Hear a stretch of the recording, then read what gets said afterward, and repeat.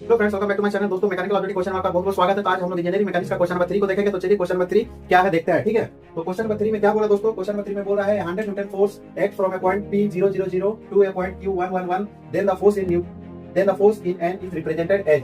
ठीक है, question number 3 ध्यान से देखो दोस्तों। क्वेश्चन नंबर 3 क्या बोला है? कोई 100 न्यूटन का फोर्स है जो कि एक्ट कर रहा फ्रॉम पॉइंट P से Q की ओर। ठीक है, कोई 100 न्यूटन का फोर्स है जो कि एक्ट कर रहा पॉइंट P से Q की ओर। P में जो कोऑर्डिनेट दिया हुआ है 000 और Q पॉइंट में जो कोऑर्डिनेट दिया हुआ है 111, then the force in N is represented.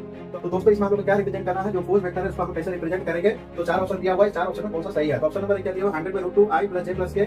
Option number B 100/√3 I + J + K। Option number C 100। Option number D 100 I + J + K। ठीक है दोस्तों, हमको फोर्स वेक्टर निकालने के लिए यहाँ पे हम लोग को क्या करना पड़ेगा? यूनिट वेक्टर निकालना पड़ेगा।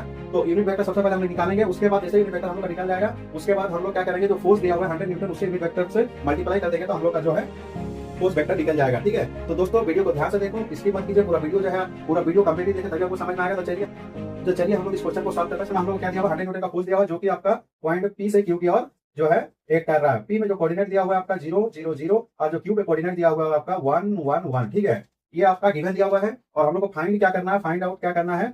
फाइंड आउट करना है आपको फोर्स वेक्टर। ठीक है, फोर्स वेक्टर। ठीक है, इसको हम लोग को फाइंड आउट करना है। तो चलिए फोर्स वेक्टर को फाइंड आउट करते हैं। सबसे पहले हम लोग को डायरेक्शन वेक्टर निकालना पड़ेगा। ठीक है, सबसे पहला स्टेप क्या है हम लोग का?